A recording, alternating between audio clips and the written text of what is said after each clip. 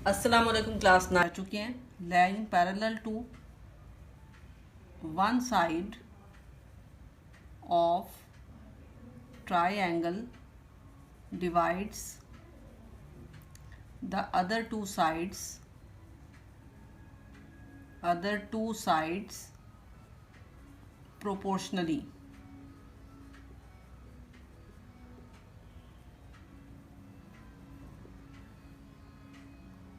और A L जो था ये किसके इक्वल था? A L was equal to D E, और मेजरमेंट डी ई और मेजरमेंट ए बी, यानी D E ratio A B is equal to measurement D F, A M D F के congruent था, D F ratio measurement A सी।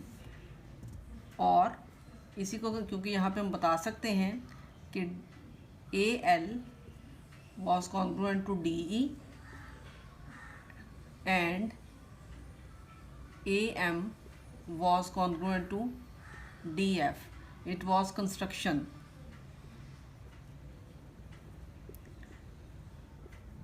इस वजह से हम आराम से ये कह सकते हैं। अब इसका रेसिप्रोकल अगर लें तो measurement A B over measurement D E या measurement A B ratio D E is equal to measurement A C ratio measurement D F, taking reciprocal.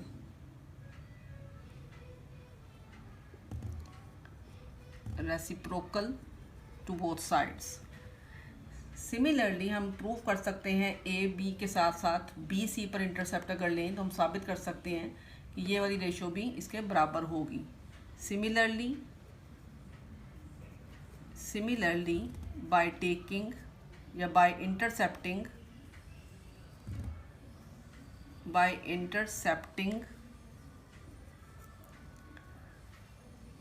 A B and B C sides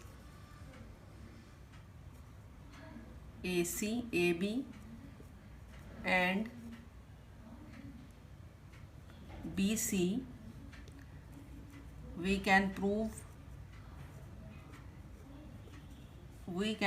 that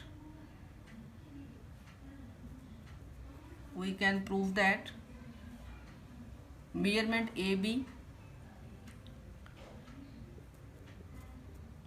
ratio measurement D E is equal to measurement B C. अगर हम इसको intercept करेंगे तो फिर B C और D E F में भी ratio हम साबित कर सकते हैं, जैसे यहाँ पे ऊपर किया। Measurement B C ratio measurement E F, इसको हम रिजल्ट नंबर, अगर हम पहले कोई जिक्र नहीं कर चुके तो रिजल्ट नंबर 1 तो हो चुका है आई थिंक, और 2 भी हो चुका होगा। 1 ये 2 और ये 3, ठीक। तो 2 और 3 से हमें क्या रिजल्ट मिला कि ए बी और डी ई ए सी और डी एफ के भी बराबर है और बी सी और ई एफ के भी बराबर है। तो हम ये कह सकते हैं और measurement A B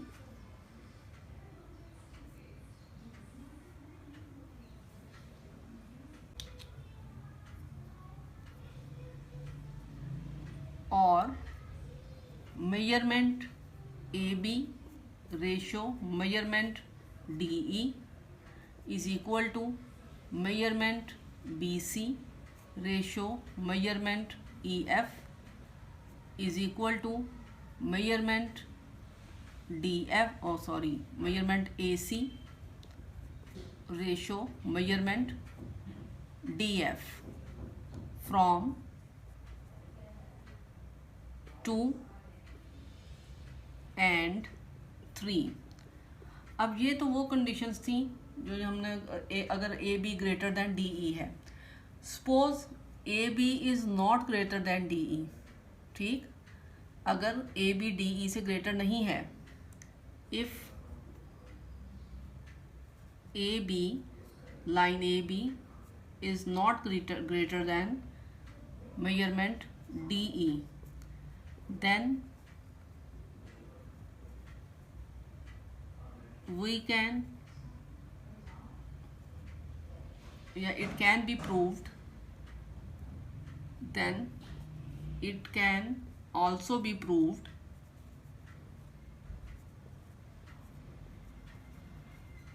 by taking, yeah, by intercepting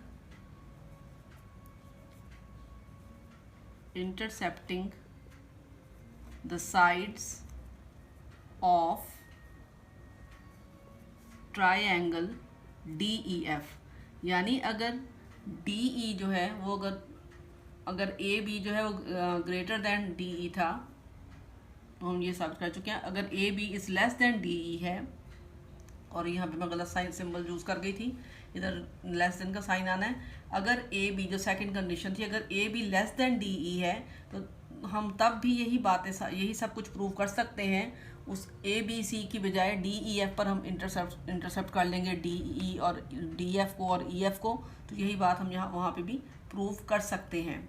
अब तीसरी कंडीशन रह गई है कि अगर वो इक्वल है, ठीक है, और if measurement AB is equal to measurement DE, अगर ऐसी सूरत हाल हो तो हम क्या करेंगे, हम कॉरेस्पॉन्डेंस करेंगे। इन कॉरेस्पॉन्डेंस ट्राइंगल ABC, अगर AB और DE आपस में कॉन्ग्रुएंट हैं, then correspondence triangle ABC and triangle DEF, इनकी कॉरेस्पॉन्डेंस में क्या होगा कि मेजरमेंट AB जो है, AB is congruent to DE, ठीक है, ये हमारी सपोजिशन है कि अगर ये इक्वल है तो क्या होगा।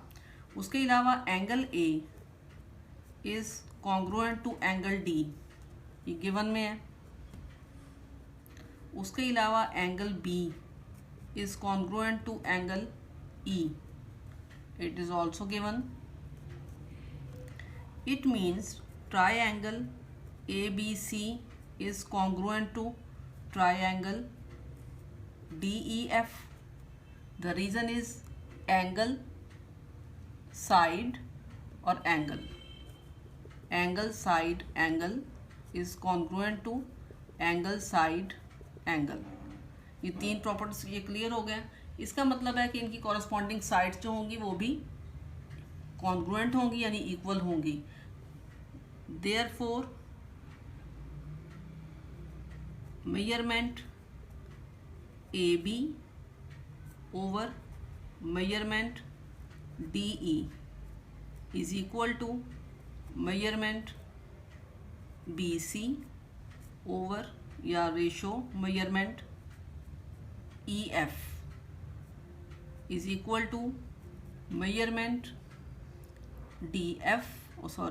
AC over measurement DF.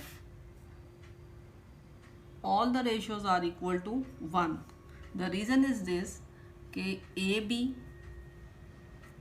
is congruent to DE, तो ये तो गिवन में, यहाँ पे पोजीशन में था, तो measurement AC is congruent to DF और measurement BC is congruent to EF। तो इसका मतलब है कि तमाम सूरतों में, तीनों सूरतों में इसकी साइड्स जो है इनकी प्रोपोर्शनल हैं ट्राइंगल ABC की। Hence all the three sides of triangle ABC and DEF are proportional to each other. Thus, अगर triangles congruent हैं, thus measurement AB ratio measurement DE is equal to measurement BC ratio measurement EF is equal to measurement AC ratio measurement DF। For all the cases they are equal to 1। The reason is this कि अगर ये triangles congruent हैं तो इसका मतलब है कि A C is congruent to D F and B C is congruent to EF, corresponding sides of congruent triangles। Since का निशान लगा देते हैं यहाँ पे। Hence the result is true for all the cases। Hence the result is true for all the cases। और तीनों सूरतों में ये रिज़ल्ट आपका सेम है।